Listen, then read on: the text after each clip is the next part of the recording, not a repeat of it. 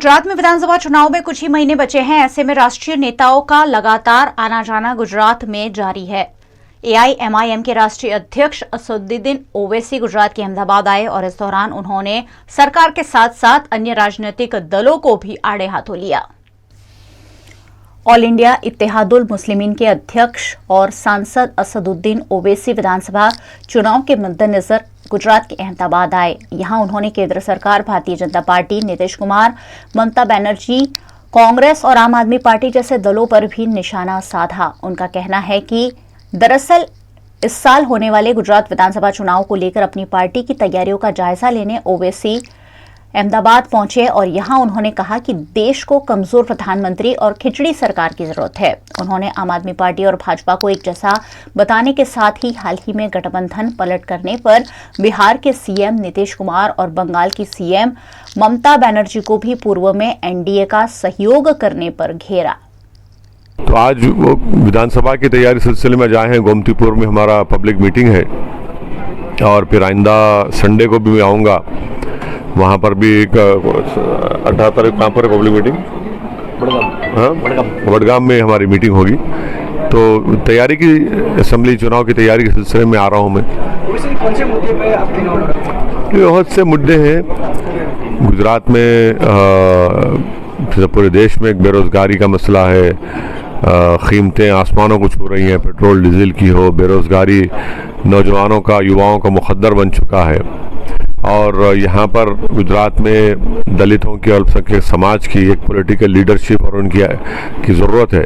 तो इन मुद्दों पर हम लोग काम करते आ रहे हैं और काम करते रहेंगे। नहीं, बाइज्जत बरी नहीं किया गया उनको। रेमिशन पॉलिसी में भाजपा सरकार ने एक कमेटी बनाई। कमेटी में अपने ही विधायक को रखा और फिर जब मीडिया ने उनसे पूछा कि आपने इनको रेमिशन क्यों दिया, तो उन्होंने कहा कि भाई उसमें ब्राह्मण लोग भी थे। जो कितने ब्राह्मण लोग थे, उसमें ज़्यादा नहीं थे। और आपने मोदी सरकार ने उनको इजाज़त दी कि तुम इनको छोड़ दो। अब आप मेरे को बताइए कि बेटी बचाओ का जो नारा भाजपा लगाती है वो कहाँ तक सच है? वो झूठ है। वो भाई जिन लोगों ने बिल्किस बानो की माँ की और बिल्किस बानो की बेटी की हत्या की, फिर बिल्किस बानो का बलात्कार किया जिसमें उसका वो प्रेग्नेंट थी, उसका मिसकैरेज हो गया। इतने मुश्किलात से एक महिला गुजरी है और उसको इंसाफ के लिए महाराष्ट्र में कोर्ट में जाना पड़ा। वहाँ पर हाई कोर्ट ने सज़ा दी। तो इससे बड़ी नाइंसाफ़ी क्या हो सकती है? वादे नहीं करेंगे, हम ज़मीन पर काम करके दिखाएंगे। कांग्रेस पार्टी का जिक्र किया। 18 विधायक उनके जनता से वोट लेकर, धोखा देकर भाजपा में चले गए। क्या किए कांग्रेस पार्टी? आम आदमी पार्टी की आप बात करते हैं। दिल्ली में जब दंगे हो रहे थे तो ये मुख्यमंत्री कहाँ थे? ये तो राजघाट पर जाकर खामोश बैठे हुए थे, कुछ नहीं किया उन्होंने। तो ये इनके असली चेहरे। वो चुनाव आ रहा है, बस लंबी लंबी बातें करते हैं। एक कंपटीशन हो रहा है। देश के प्रधानमंत्री ने 2014 में कहा था कि मैं 2 करोड़ नौकरियां दूंगा। कहाँ गई नौकरियां? तो ये भी इस तरह की लाइन पर जा रहे हैं। महंगाई और बेरोजगारी के खिलाफ गुजरात कांग्रेस द्वारा आज 4 घंटे का प्रतीकात्मक बंद रखने का ऐलान किया गया था, जिसके तहत बंद करवा रहे कई कांग्रेस नेताओं को पुलिस ने हिरासत में भी लिया। गुजरात में दिसंबर महीने में विधानसभा के चुनाव प्रस्तावित है और विधानसभा चुनाव के मद्देनजर राजनीतिक दलों की गतिविधियां भी तेज होती जा रही है। भारतीय जनता पार्टी के साथ साथ आम आदमी पार्टी और अब कांग्रेस भी लोगों के बीच जाकर लोगों के मुद्दे उठा रही है। इसी के तहत आज महंगाई और बेरोजगारी के खिलाफ 4 घंटे का प्रतीकात्मक बंद रखने का ऐलान कांग्रेस पार्टी द्वारा किया गया था, जिसके चलते प्रदेश कांग्रेस अध्यक्ष जगदीश ठाकुर अहमदाबाद के विभिन्न इलाकों में घूम घूमकर व्यापारियों से इस बंद में जुड़ने की अपील करते हुए देखे गए। इस मौके पर विरोध प्रदर्शन कर रहे कांग्रेस के नेताओं का पुलिस के साथ घर्षण भी देखने मिला। अहमदाबाद के सभी इलाकों में कांग्रेस के नेताओं ने बाजारों को बंद करवाने की कोशिश की, जिसके चलते विरोध प्रदर्शन कर रहे कांग्रेस के नेताओं को पुलिस द्वारा हिरासत में भी लिया गया।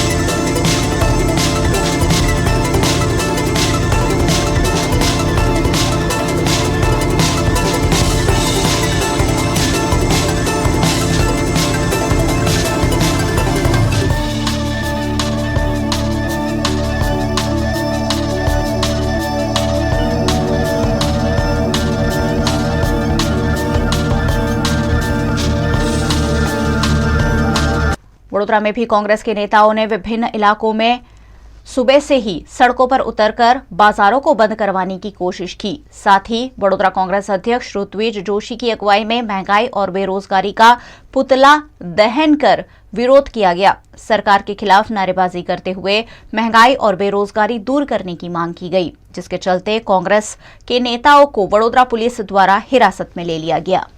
गुजरात के जूनागढ़ के विसावदर में भी कांग्रेस के नेताओं ने कांग्रेस प्रेरित बंद को सफल बनाने की कोशिश की। कांग्रेस के नेता सुबह से ही सड़कों पर देखने मिले और उन्होंने विरोध प्रदर्शन करते हुए महंगाई और बेरोजगारी का विरोध किया, लेकिन यहां बंद को कुछ खास प्रतिसाद नहीं मिला। दुकानें भी खुली हुई देखी गई, वहीं स्कूल कॉलेज भी रूटीन के मुताबिक चालू रहे। इस दौरान कांग्रेस के विधायक हर्षद रिबड़िया ने सरकार पर हल्ला बोल किया। मोंघवारी विरुद्ध समग्र गुजरात बंद एलान आप्युं छे त्यारे विसावदर शहर कांग्रेस परिवार द्वारा आखा शहरनी अंदर फरी अने वेपारीओने विनंती करी अने संपूर्ण गाम बंद रह्युं छे। आजे प्रश्न जे मूळ प्रश्न छे एनो हतो के बेरोजगारी तमे जोवो आजे गरीब माणसनो दीकरो बेरोजगारी अत्यारे हैरान परेशान छे। एवी ज रीते छेवाड़ानो गरीब माणस गरीब थई रह्यो छे। भारतीय जनता पार्टीनी आ सरकारे खेडूत नानो वेपारी मध्यम वर्ग ત્રાહી માંગ પોકારી ગયો। गुजरात के कच्छ भुज में भी कांग्रेस पार्टी के नेताओं द्वारा गुजरात बंद का पालन करवाने की कोशिश की गई। कच्छ में और भुज में इस बंद को मिला जुला प्रतिसाद मिला। कुछ इलाकों में दुकानें बंद देखी गई तो कुछ इलाकों में व्यापारियों ने दुकानों को सुबह से ही खोल लिया। गुजरात के वडोदरा शहर में प्रेमी द्वारा विवाहित प्रेमिका के घर में घुसकर प्रेमिका की सास को निर्मम रूप से मौत के घाट उतार दिए जाने का मामला सामने आने से हड़कंप मच गया है। संस्कारिक नगरी कहे जाते गुजरात के वडोदरा शहर में अब लगातार हत्या की वारदातें बढ़ती जा रही है। ऐसा ही कुछ वड़सर ब्रिज निकट सामने आया है, जहां दिन दहाड़े प्रेमी ने विवाहित प्रेमिका के घर में घुसकर उसकी सांस को मौत के घाट उतार दिया। वड़सर ब्रिज निकट अंबे एंक्लेव में दक्षाबेन रहते हैं। उनकी बेटी की शादी कुछ वक्त पहले ही हुई थी। दक्षाबेन की पुत्रवधू और नवायार्ड में रहने वाले शाहरुख के बीच शादी से पहले संबंध थे और शाहरुख शादी के बाद भी दक्षाबेन की बहू को परेशान करता था, जिसकी शिकायत भी मांजलपुर पुलिस थाने में दर्ज कराई गई थी। एक बार फिर सिरफरा आशिक विवाहित प्रेमिका के घर पहुंचा और यहां सास द्वारा उसका मुकाबला किए जाने पर चाकू जैसे नुकीले हथियार से सास पर निर्मम वार करते हुए उन्हें मौत के घाट उतार दिया। घटना की जानकारी पाकर पुलिस फौरन मौके पर पहुंची और फरार हत्यारे को पुलिस ने चंद घंटों में ही गिरफ्तार कर जेल की सलाखों के पीछे धकेल दिया है। गुजरात में विधानसभा के चुनाव नजदीक है और विधानसभा चुनाव के मद्देनजर राजनीतिक दलों की गतिविधियां भी तेज हो गई है। इसी क्रम में कांग्रेस ने आज 4 घंटे गुजरात में बंद रखवाकर महंगाई और बेरोजगारी का विरोध किया। महंगाई और बेरोजगारी से आम आदमी परेशान है। महंगाई और बेरोजगारी के मुद्दे को अब गुजरात विधानसभा चुनाव के मद्देनजर नागरिकों के बीच उजागर करते हुए गुजरात कांग्रेस पार्टी द्वारा आज प्रतीकात्मक बंद का ऐलान दिया गया। आज सुबह 8 बजे से 12 बजे तक गुजरात को बंद रखकर महंगाई और बेरोजगारी का विरोध गुजरात कांग्रेस द्वारा किया गया। इस दौरान वडोदरा कांग्रेस के अध्यक्ष ऋत्विज जोशी और कांग्रेस के कार्यकर्ता विभिन्न इलाकों में व्यापारियों से दुकान बंद रखकर बंद में जुड़ने की अपील करते हुए देखे गए।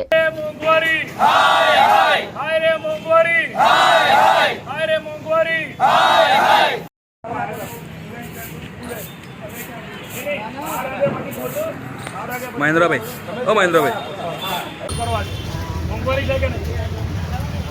બેરોજગારી કોંગ્રેસ પાર્ટીએ બંધનું એલાન આપ્યું છે ખાલી 12 વાગ્યા સુધી સાંજથી આ કુંભકર્ણની નિંદ્રામાં જે वडोदरा के कुछ इलाकों में व्यापारी इस बंद के ऐलान में जुड़े और कांग्रेस पार्टी के बंद को अपना समर्थन दिया। वहीं कई इलाकों में बाजार रूटीन के मुताबिक ही खुले हुए देखे गए। इस मौके पर कांग्रेस अध्यक्ष ऋत्विज जोशी ने कहा कि महंगाई और बेरोजगारी के खिलाफ कांग्रेस की लड़ाई नागरिकों के हित में है। गुजरात प्रदेश कांग्रेस समिति के माध्यम से यहाँ पे पूरे गुजरात में महंगाई और बेरोजगारी के खिलाफ बंद का ऐलान किया गया है। सुबह 8 बजे से लेकर 12 बजे तक का बंद है। पूरे दिन का बंद नहीं रखा। एक सिंबॉलिक और शांतिपूर्ण हम रिक्वेस्ट करते हैं हाथ जोड़ के व्यापारियों से, दुकानदारों से, उनका समर्थन मिल रहा है, सपोर्ट मिल रहा है, क्योंकि 27 साल से भारतीय जनता पार्टी का शासन है, कुशासन है, और उसमें महंगाई, बेरोजगारी, पेट्रोल डीजल की बात करें, जो जीवन जरूरत की चीज वस्तु उसकी बात करें, उसमें जो गब्बर सिंह टैक्स जीएसटी लगाया, कोरोना की महामारी के बाद प्रजा को राहत मिलनी चाहिए, उसके बदले भाजपा की सरकार लूटने का काम कर रही है। जब सत्ता में आए तब स्लोगन दिया था बहुत हुई महंगाई की मार, अब की बार ये सरकार वो सरकार। अभी प्रजा बोल रही है कि बहुत हुई महंगाई की मार, अब की बार लुटेरों की सरकार। प्रजा महंगाई से त्रस्त है, बेरोजगारी से त्रस्त है। अब देखिए जो मिडिल क्लास है, गरीब वर्ग है, आज उनको, उनके बच्चों को पढ़ाने का भी बहुत मुश्किल हो गया है। हेल्थ हॉस्पिटल की बात करें, आरोग्य सेवा की बात करें, वो भी बद से बदतर हो रही है। तो गुजरात, किसी भी क्षेत्र में गुजरात की सरकार अच्छा काम नहीं कर रही, इसलिए कांग्रेस पार्टी ने ये बंद का ऐलान दिया। शांतिपूर्ण बंद है, हम हाथ जोड़ के रिक्वेस्ट कर रहे हैं, हम कोई जोर जबरदस्ती नहीं कर रहे, और उनका रिस्पॉन्स मिल रहा है। प्रदेश कांग्रेस द्वारा दिए गए महंगाई के ऐलान में कांग्रेस के नेताओं ने जुड़ते हुए विभिन्न इलाकों में व्यापारियों से बंद को सफल बनाने की अपील की। प्रतापनगर इलाके में पूर्व विपक्ष नेता चंद्रकांत श्रीवास्तव ने एक रैली का आयोजन किया, जिसमें खाली बेलन बजाते हुए उन्होंने व्यापारियों को इस बंद को समर्थन देने की अपील की और साथ ही महंगाई और बेरोजगारी के खिलाफ लोगों को जागरूक भी किया।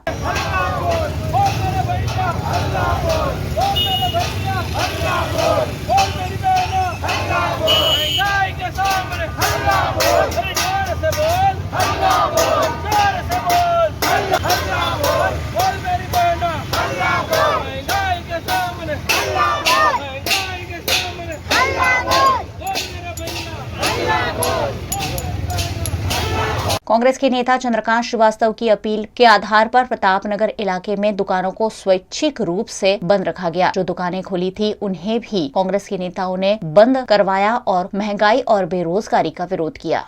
कांग्रेस पार्टी ने देश आज़ाद कराया, तभी कभी जिंदगी में उनके नेताओं ने ना अहंकार करा ना अभिमान करा, लेकिन लोगों के साथ में जुड़े रहे। गरीबों को उनका उत्थान के लिए हमेशा नई नई योजना लाए और इस देश को आगे बढ़ाया। लेकिन जब से ये सरकार आई है तब से बड़े बड़े वादे, आने से पहले खूब वादे किए गए। हमारी सरकार आएगी तो हम 40 रुपये पेट्रोल देंगे, हमारी सरकार आएगी तो तुम्हारे अकाउंट के अंदर 15 लाख जमा हो जाएंगे, हमारी सरकार आएगी तो 2 करोड़ युवाओं को हर साल नौकरी देंगे। बहुत सारे बातें, सस्ताई हो जाएगी। लोगों को ऐसा लगा नौकरी मिल जाएगी, सब लोगों को ऐसा लगा कि भाई ये सरकार से अच्छी है। कांग्रेस पार्टी को बदनाम किया 2G घोटाले में, ये घोटाले में। एक घोटाला आज 7 बरस से बैठे हैं, किसी के अंदर किसी को कोई सजा नहीं हुई और किसी के अंदर कोई दोषी साबित नहीं हुआ।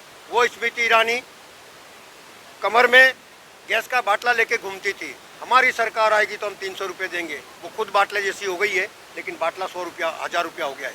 सवाल ये है कि इंसान जिए तो जिए कैसे। और मैंने आज इन तमाम गरीब, सबसे ज़्यादा महंगाई अगर कोई को लगती है वो गरीब आदमी को लगती है। वो चुप बैठा है, बच्चे भूखे हैं तो पड़ोस में से लाके खिला रिया है, वो भूखे हैं तो भीख मांग रहे हैं। ये दशा इस देश की दशा नहीं, दुर्दशा करने वाले सत्ता के सामने कांग्रेस पार्टी गरीबों को साथ लेके आगे निकल रही है। आने वाला वक्त ये गरीबों का है और गरीबों से देश चलता है, गरीबों के बगैर देश नहीं चल सकता है। कांग्रेस पार्टी ने किया हुआ वादा ये गरीब साथ में लेके चलेंगे और आने वाला वक्त गरीबों का ही होगा और कांग्रेस पार्टी आएगी। कांग्रेस पार्टी जब भी वादा करती है वो अटल रहती है। वो अटल वादे के साथ में हम लोग रोड पे निकले हैं लोगों को जगाने के लिए, और लोग जागेंगे और इस सत्ता को उखाड़ के फेंकेंगे। वडोदरा की डभोई विधानसभा में कांग्रेस बंद के ऐलान को कम ही प्रतिसाद मिला। बंद में सहयोग देने के लिए डभोई कांग्रेस के पदाधिकारी दुकानदारों को हाथ जोड़कर विनती करते हुए देखे गए, लेकिन व्यापारियों ने उनसे घर्षण करते हुए दुकानें बंद रखने से इनकार कर दिया। डभोई का बाजार ज्यादातर खुला ही देखा गया। सुबह से ही कांग्रेस के कार्यकर्ता डभोई में घूम कर व्यापारियों से दुकानों को बंद रखने का आह्वान करते हुए देखे गए, लेकिन व्यापारियों ने अपनी दुकानें और रोजगार खुले ही रखे। वहीं वडोदरा के वाघोड़िया इलाके में बाजार संपूर्ण रूप से बंद देखने मिले। यहाँ व्यापारियों ने दुकानों को स्वैच्छिक रूप से बंद रखकर कांग्रेस के महंगाई और बेरोजगारी के खिलाफ दिए गए गुजरात बंद को सफल बनाया। कांग्रेस ने 4 घंटों के प्रतीकात्मक बंद के ऐलान के जरिए महंगाई और बेरोजगारी पर नागरिकों का ध्यानाकर्षण कराने की कोशिश की, जिससे वाघोड़िया में संपूर्ण सफलता मिली। गुजरात के किसान अपनी विभिन्न समस्याओं को लेकर कई वक्त से परेशान हैं और इन समस्याओं से उन्होंने कैबिनेट मंत्री जीतू वाघाणी को अवगत कराने की कोशिश की, लेकिन उससे पहले ही जीतू वाघाणी के घर के बाहर चुस्त पुलिस पहरा लगा दिया गया।